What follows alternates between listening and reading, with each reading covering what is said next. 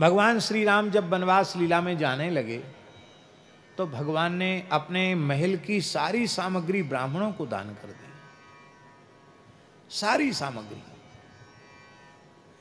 वशिष्ठ जी के पुत्र सुयज्ञ को बुलाया और कहा ब्राह्मणों को बुलाओ, मेरे महल की सारी सामग्री, अपने शरीर के आभूषण, जानकी जी के आभूषण सब ब्राह्मणों को दे दिए। और भगवान ने कहा कि ये कट शाखा के, माठर शाखा के कुछ ब्राह्मण हैं, ये बड़े वैदिक हैं, इनकी कर्मकांड में, धर्म में बड़ी निष्ठा है, पर इतना अधिक इनका कर्मकांड और पूजा पाठ है कि सवेरे से लेकर शाम तक ये पूजा पाठ में लगे रहते। जब देखो तब संध्या, जब देखो तब हवन, जब देखो तब पाठ, प्रसाद पाने की फुर्सत भी नहीं। पर एक चीज है, ये भोजन के बड़े शौकीन हैं, उनको इच्छा रहती है कि बढ़िया बढ़िया तरह तरह की पचमेल मिठाइयाँ, कभी मलाई के पुआ, कभी अधौटा, दूध की घुटे में रबड़ी, रबड़ी को लज्जित करने वाली खीर पाने को मिले, ये इनकी इच्छा रहती है इन ब्राह्मणों की। तो अब तक तो इनको खूब जिमाया जाता था रोज, अब हम चले जाएंगे 14 साल के, इनको कौन जिमाएगा। तो वो सारा प्रबंध सुयज्ञ जी के हाथ में देकर भगवान गए कि 14 वर्षों तक इनका खीर मालपुआ बंद होना नहीं चाहिए, ये खूब अपना भजन पूजा पाठ करें, जब जिसको फुर्सत हो बढ़िया चकाचक प्रसाद पाने महल में पधारें। ऐसी राम जी की भक्ति। एक ब्राह्मण देवता आ गए, उनका नाम था त्रिजट। त्रिजट नाम क्यों था जानते हैं? उनके मस्तक पर 3 ही जटाएं थी, उनकी सब केस उलझ गए थे, 3 जटाएं बन गई थी, तो उनका नाम था त्रिजट। अग्निहोत्री तपोधन ब्राह्मण थे, अकिंचन थे। उनकी जो होम धेनु गाय है वो पधार गई थी, तो उनकी पत्नी ने कहा कि बिना गाय के तो अग्निहोत्र कैसे होगा। तो राम जी सबको सब कुछ दे ही रहे हैं, तुम एक अच्छी दूध वाली गैया ले आओ राम जी से। तो त्रिजट नाम के ब्राह्मण वलकल वस्त्र पहने हुए, आधा पहने आधा ओढ़े हुए, तपोधन दुर्बल ब्राह्मण, केवल 3 जटाएं मस्तक पर हैं, सुंदर पंचकेश हैं।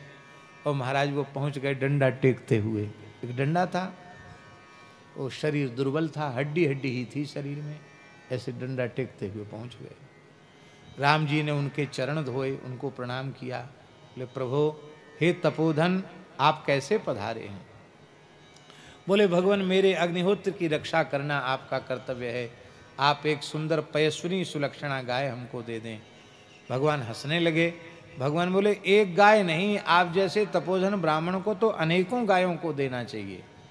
तो भगवान मेरी प्रार्थना है, आपके हाथ में जो डंडा है ना, इसको घुमा के फेंको, जितने दूर जाकर डंडा गिरेगा उसके बीच की जितनी गैया सब आपको दे देंगे। तो भगवान के महल के जो सेवक थे उनके मन में आया, लगता राम जी इसको कुछ देंगे नहीं। क्यों? ये बेचारा दुर्बल ब्राह्मण, अस्थि मात्र शरीर है, ये डंडा टेकते हुआ कितनी दूर डंडा फेंकेगा? 2-4 हाथ दूर गिरेगा, कहीं डंडा फेंकने में खुद ही ना गिर जाए, इतना कमजोर है।